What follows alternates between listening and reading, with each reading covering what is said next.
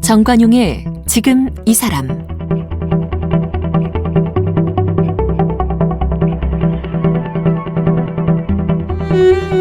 여러분 안녕하십니까? 정관용입니다. 일제강점기 시대 가장 큰 피해를 입은 분들 하면 일본군 위안부 피해자분들 빼놓을 수 없죠. 세월이 흐르면서 이제 한 분 한 분 세상 떠나고 몇 분 남지 않았습니다.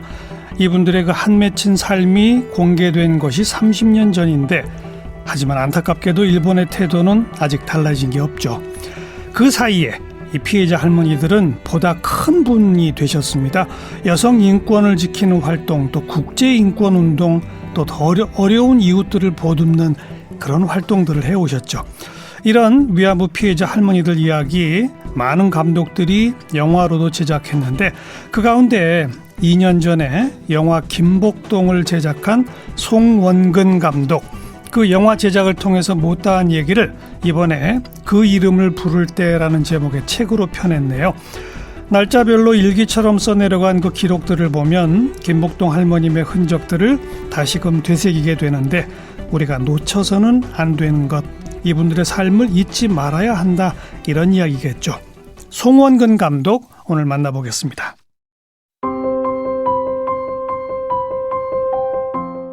송원근 감독은 대학 시절 섬진강, 야학, 어머니의 부재 등을 다룬 다큐멘터리를 만들었습니다.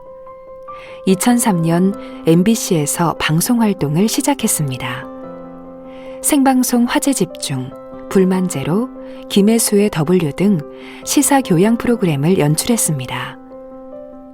2013년 독립언론 한국탐사 저널리즘센터 뉴스타파로 옮겨 세월 후 일주기 다큐멘터리 참혹한 세월, 국가의 거짓말을 연출했습니다. 친일과 망각과 훈장과 권력 프로젝트에 참여했습니다. 2019년 일본군 위안부 피해자 김복동의 생애를 다룬 영화 김복동으로 영화 감독으로 데뷔했습니다. 영화 김복동으로 2019년에 올해의 양성평등문화 콘텐츠상을, 2020년에 제7회 들꽃 영화상 심사위원 특별상을 수상했습니다.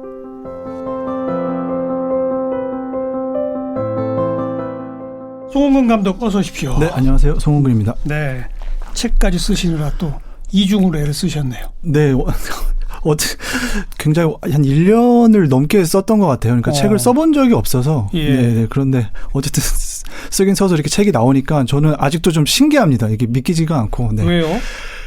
책이라는 내가 게 글을 써서 책을 낸다는 게. 네, 그렇습니다. 이게 나의 이런 경험도 책으로 이렇게 만들어져서 사람들한테 공유될 가치가 있을 만한 것인가라는 의문이 들었었는데, 실제 나오니까 어느 정도 그래도 가치는 있나 보구나, 공적인 가치가 있다, 뭐 이런 생각이 듭니다. 이 김복동 다큐멘터리 만들기 전에도 우리 사회의 여러 가지 중요한 이슈에 대한 다큐멘터리들이 여러 편 만들었었잖아요. 예, 맞습니다. 그때는 근데 이걸 과정을 책으로 써야겠다는 생각이 안 했었잖아요. 네, 그렇습니다. 그때는 이번에 어떻게 특별히 이걸 내가 책으로까지 써야 되겠다는 생각을 하게 됐어요? 예, 제가 영화를 제작하면서 이 스스로 조금 생각을 했었던 것이, 이 이야기는 그냥 단순하게 어떤 다큐멘터리 한 편이 아니라 어떤 역사에 남은 한 인물에 대한 그분의 삶을 어떤 사회에 새겨놓는다라는 마음이 좀 필요할 것 같았습니다. 그래서 그 당시에 제가 제작을 하면서 중간중간 그런 기록들을 취재해 나가는 과정, 어떤 그때 있었던 취재의 과정, 순간들, 이런 것들을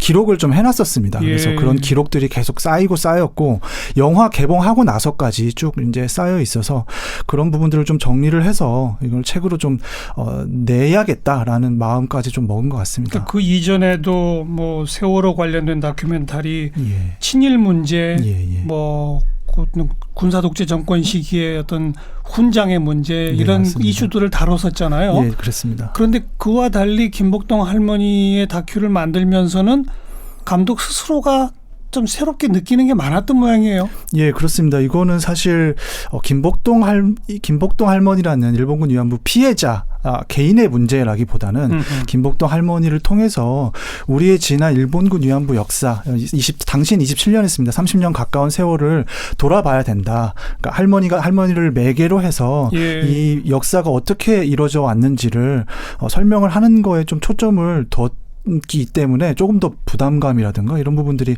더 컸던 것 같습니다. 네.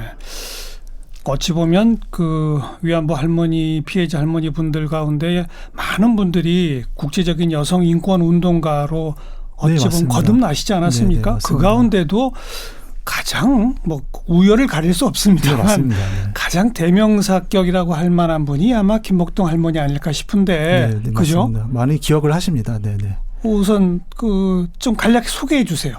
그 김복동 할머니는 사실은 이제 저는 영화를 제작하면서는 할머니를 직접 이렇게 대면해서 할머니와 대화를 많이 나누지 못했습니다. 왜냐하면 할머니께서 영화를 제작할 때 이미 암투병 말기셨고 이미 병세가 많이 심각해지셔서 응급실을 계속 왔다 갔다 하는 상황이었기 때문에 제가 할머니와 많은 대화를 나누지는 못했습니다. 다만 할머니께서 활동해온 기록들, 정의기억연대가 남겨놓은 기록이나 미디어 몽구의 어떤 영상들 같은 것들을 토대로 해서 할머니가 지나온 일들을 눈으로 확인을 할 수 있었고 그리고 그 할머니와 같이 활동했던 분들의 이야기들을 인터뷰를 통해서 이제 확인을 했었기 때문에 할머니는 그냥 그런 것들을 통해서 제가 봤을 때 할머니 굉장히 단호하시고 자기 주장이 확고하시고 그런 반면에 또 마음이 따뜻하셔서 자신보다 더 어려운 주변의 사람들을 더 돌봐주시려고 했던 그런 마음이 컸던 분 그렇게 기억을 하고 있습니다. 그렇죠. 누구보다 앞장서서 수요 시위 현장을 지키지 않으셨나요? 네, 맞습니다. 항상 수요 시위 나가시면 일본 대사한테 꼭 너희 나라 가서 총리에게 전해라. 우리한테 사죄하라. 그리고 우리한테 법적으로 배상하라. 항상 일장기를 향해서 소리 높여 외치셨던 분입니다. 네. 그리고 뭐 언론과의 인터뷰 등등도 가장 많이 하신 분 가운데 한 분이고. 네, 맞습니다. 이렇게 국회에 나가서서 증언도 하셨었고요. 네, 그런 부분들 많이 하셨었고 가장 기억에 남는 것은 2015년도에 한일 위안부 합의가 있었을 때 평화의 우리 집에서 그 외교부 차관이 방문했을 때 굉장히 단호하게 꾸짖으시거든요. 왜 거기서 소녀상을 정부가 철거를 한다 안 한다 그런 얘기를 너희들이 왜 하느냐라고 굉장히 이렇게 좀 단호하게 꾸짖으시는 모습 그런 모습이 많이 기억에 남습니다. 함께 활동한 다른 할머님들이 평가하기에도 마치 대장 같은 뭐 그런 분 아니었나요? 네, 그런 것 같습니다. 네. 그렇죠. 네. 해외 활동도 많이 하셨고. 해외 캠페인 이런 것들을 많이 하셨습니다. 그러니까 일본 정부가 정부 자체적으로 나서서 이것이 역사적인 사실이 아니다라는 부정을 했기 때문에 그런 부정을 할 때 가장 중요한 것은 증거인 당사자가 나서서 증거가 살아있다. 내가 바로 그 증거다라는 말씀을 직접 하셨어야 했고요. 그래서 뭐 유럽, 뭐 미국, 일본을 많이 이제 다니셨고 실제 이제 일본 같은 데를 가면 일본의 극우 혐한주의자들 그런 사람들이 나와서 굉장히 입에 담지 못할 그런 혐오스러운 발언들을 하면서 할머니들에게 상처를 또 주려고 했었는데 할머니 또 그런 부분에 있어서도 속마음은 잘 모르겠지만 어쨌든 겉으로는 담담하게 그것을 이겨내려고 하셨던 또 의지가 또 있었습니다. 네. 그리고 왜 그 제일조선인 학교? 네, 맞습니다. 거기를 특별히 또 챙기셨잖아요. 네, 맞습니다. 그건 어떤 역사가 있는 거죠? 학교를 이렇게 챙기셨던 건 아마 2011년, 12년 이때부터인 것 같습니다. 그러니까 제일조선학교라는 곳에 있는 그 조선 출신 후손들이 학교를 다니는데 일본 정부로부터 고등학교나 이런 부분 무상교육에서 배제가 돼서 지금 살고 있습니다. 그래서 자기 학교를 다닐 때 직접 학비도 다 내야 되고 그러니까 그런 어려운 사정들을 할머니께서 알고 이 학생들을 좀 도와야 된다라는 생각을 많이 하셨었던 것 같고 왜냐하면 할머니께서 그렇게 끌려 나갔을 적에 그 학생들의 나이와 할머니께서 그 보셨던 그 제일조선 학교 학생들의 나이가 비슷한 또래이지 않습니까? 그렇죠. 내가 생각이 나셨던 것 같고 그 어린 소녀의 나이에 끌려가셔서 그렇습니다. 고초를 겪으셨는데 네, 그렇습니다. 그래서 그 일본인 사회 내에서 여전히 핍박받고 차별받고 사는 그 학생들을 그냥 이렇게 두고 볼 수는 없었다고 이제 생각을 하고 있습니다. 그리고 실제 할머니께서도 제가 이제 인터뷰를 하면서 여쭤본 적이 있습니다. 할머니 왜 그렇게 조선인 학생들을 보면 학생들을 보면 그렇게 우세요? 그랬더니 이상하게 나도 모르게 눈물이 난다라는 말씀을 또 하시기도 하셨습니다. 옛날 본인의 아팠던 기억들이 떠오르겠죠. 예, 그런 것 같습니다. 예. 근데 이 영화 완성되고 개봉하기 전에 돌아가셨잖아요. 그렇습니다. 이 개봉은 2019년 8월에 했는데 예. 할머니께서 세상을 떠나신 것은 2019년 1월 28일이었습니다. 그래서 그렇죠. 결국에는 이제 완성된 작품을 보지 못하셨고 예. 완성이 되고 난 후에 저희가 이제 포스터를 들고 할머니 계시는 묘역에 가서 인사드리고 할머니 돌아가시고 나서 숨을 거두고 나서 아직 몸이 따뜻할 때 손 잡고 할머니한테 제가 영화 잘 만들겠다라고 이렇게 좀 약속을 나지막하게 혼자서 하기도 했었거든요. 그 약속을 어쨌든 늦었지만 할머니께 보지는 못했지만 예. 더 많은 국민들이 보면서 이 사건을 그리고 이 사람을 기억해 줄 수 있으리라고 생각합니다. 그 임종 그 즈음해서 현장에 계셨군요. 네, 계속 병원에 있었습니다. 네. 그리고 또 남긴 재산 뭐 그리 많지는 않습니다. 5천여만 원 전부 기부하셨죠?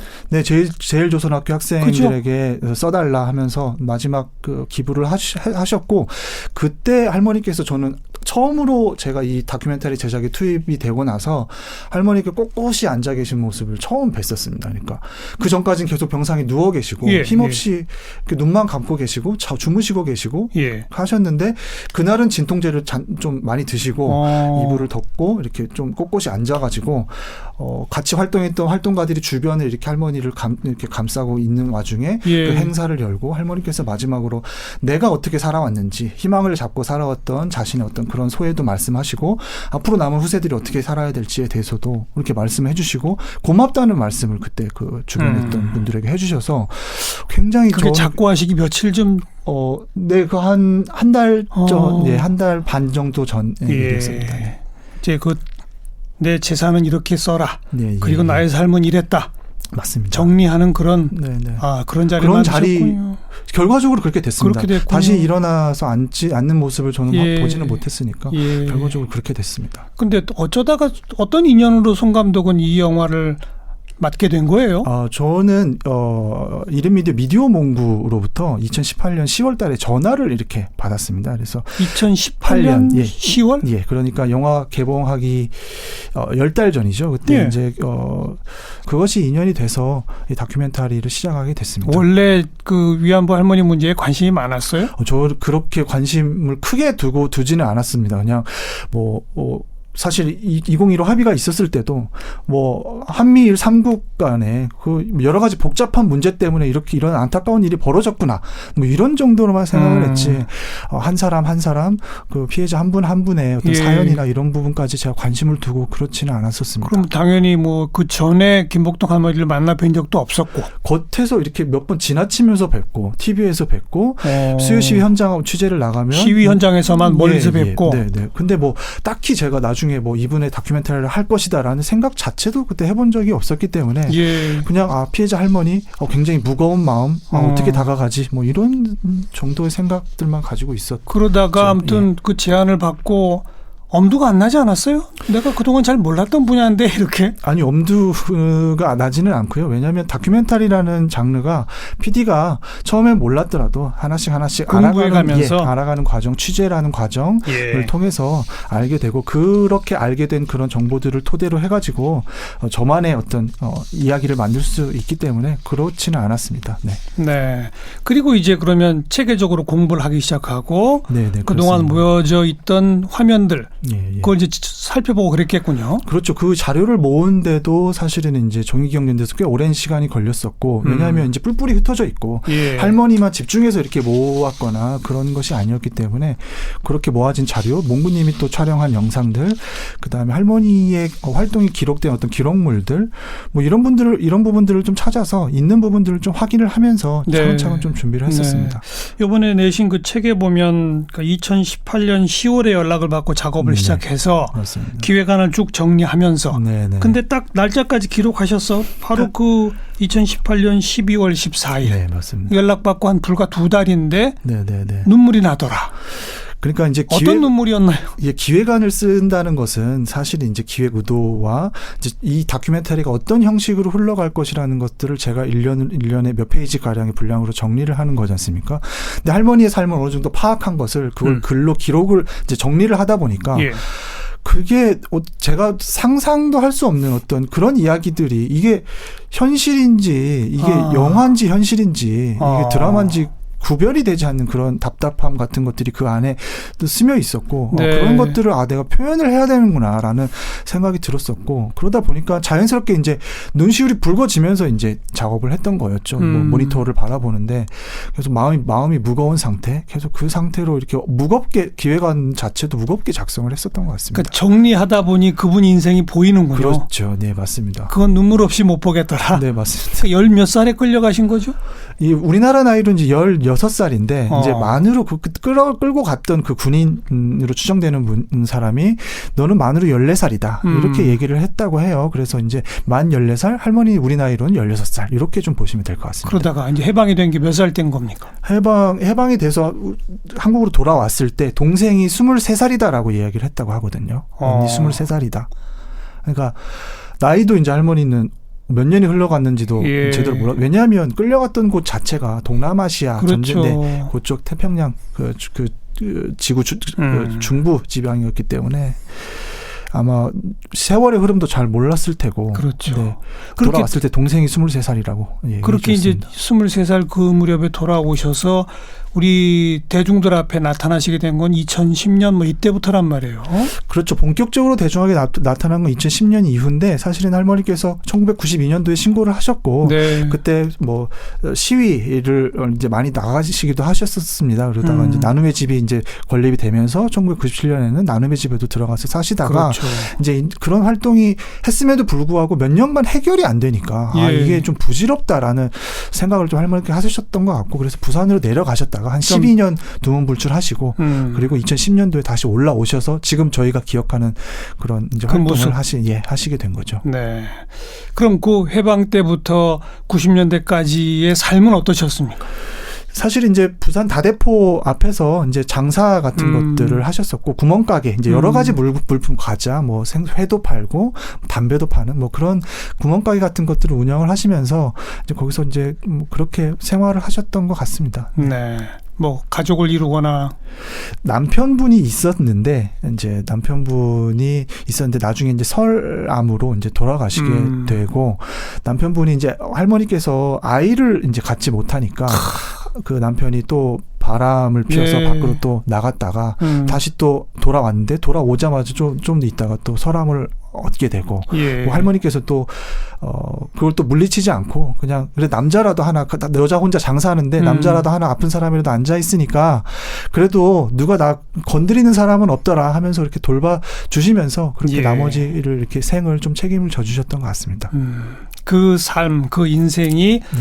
주마등처럼 머릿속을 흐르니까 눈물이 나더라. 네, 그렇죠. 그 말씀이고. 네, 네, 네. 그리고 또 이 눈물을 많이 흘리셨어 보면은 이 영화 완성되고 나서 상 타셨잖아요. 네, 네, 네. 상 타실 때 또 그렇게 우셨다고.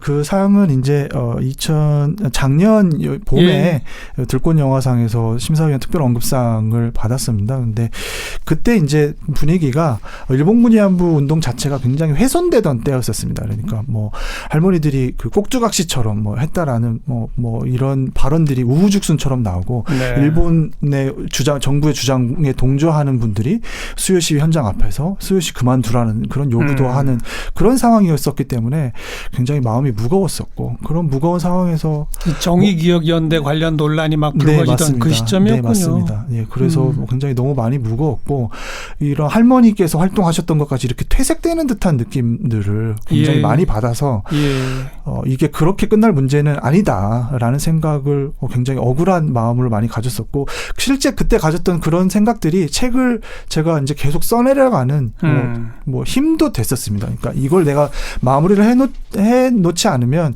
이게 그냥 뭐 이렇게 좀 흔들려 버릴 수도 있겠구나라는 생각이요. 네. 예, 이 책의 프롤로그에도 김복동 정신은 훼손되고 찢기고 짓밟혔다 이런 표현을 쓰신 게 네, 맞습니다. 바로 그런 그 논란 등등 때문인 거죠. 네, 맞습니다. 마음이 너무 아프고 지금 생각해도 굉장히 어쨌든 좀 씁쓸하고 슬픕니다. 그러니까 그런 뭐 논란거리들이 있다면 그거의 시시비비는 따로 밝혀져야 하겠으나 맞습니다. 그것 때문에 이 할머님들의 올곧은 삶 전체를 폄훼하거나 이러는 것은 이제 있을 수 없는 거 아닙니까? 그거는 절대 그래서는 안 된다라고 생각을 합니다. 네, 근데 그런 부분까지 어쨌든 계속 훼손을 하려고 하는 시도들이 예. 있었기 때문에 예. 굉장히 상처를 많이 받았습니다. 맨 처음 김복동 할머니 영화를 맡고 만났었을 때부터 이미 제대로 된 대화가 어려웠어요? 네, 이미 만나려고 약속을 하고 평화의 우리 집을 방문을 하면 평화의 우리 집에 계시는 이제 할머니 약속을 잡고 이제 들어가려고 할 때 할머니께서 뭐 응급실을 가 계신다는 연락을 받거나 예. 아니면 이제 방문을 해서 2층에 할머니 방이 있는데 거기로 올라가면 할머니 그냥 눈 감고 누워 계시고 계속 신음소리만 이제 낮은 숨소리와 신음소리 정도만 들리고 뭐 그래서 많은 이야기를 나누지는 못했습니다. 다만 만나 뵙고 할머니 다큐멘터리 할머니의 삶을 영화로 만들 거예요라는 예. 말씀은 당연히 드려야 되는데 예. 그 인사를 드리는데도 굉장히 오랜 시간이 걸렸던 것 같습니다. 그 주변 인물분 가운데는 뭐 그 동생분? 예, 동생을 찾아서 부산의 다대포에 있는 한 아파트에서 동생 3살 어린 동생을 만나서 이렇게 만났습니다. 취재를 하는 과정에서 처음 만났을 때 문을 이제 베란다에서 이렇게 문을 열고 이렇게 거실로 들어오시는데 할머니가 이렇게 살아서 들어오시는 모습처럼 보여서 딱 닮으셨군요. 예, 너무 깜짝 놀랐습니다. 네. 근데 이제 그 동생을 통해서 할머니의 숨겨졌던 지난 삶이 어땠는지 이런 부분도 많이 들었고 나중에 동생하고 김복동 할머니가 좀 다투시기도 하셨었는데 왜요?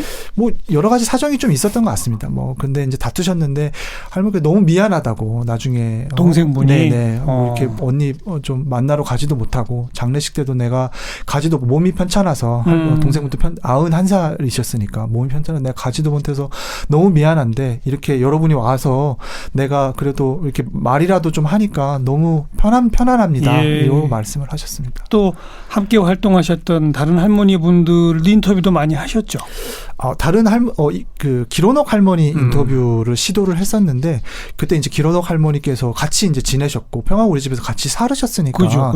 기억을 좀 하시고 어떤 기억이 좀 남는지 이런 것들을 좀 여쭤보고 싶었지만 기론옥 할머니께서 끝끝내 말씀을 안 해주셨습니다. 기억이 안 난다고 하시면서 예, 그 말씀을 안 해주셔서 그 부분이 여전히 좀 많이 좀 아쉽습니다. 네. 그럼 결국은 그 직접 진행한 인터뷰 내용보다는 네. 모여져 있는 자료 화면 위주로 영화가 제작될 수밖에 없었겠네요. 그렇죠. 할머니께서 기록된 영상을 오롯이 사용을 하면서 예. 그 내용 그것을 통해서 할머니 활동을 보여주고 그 당시의 상황은 주변 사람들을 통해서 이렇게 좀 설명을 좀 들어가면서 의미나 이런 부분들에 대해서 좀 이야기를 했습니다. 네. 영화 그 개봉하고 그래도 그 다큐멘터리 영화 치고는 그래도 네, 맞습니다. 꽤 다큐멘터리 많은 영화 분들이 치고는 너무 많은 관객이 그죠? 봐주셨습니다.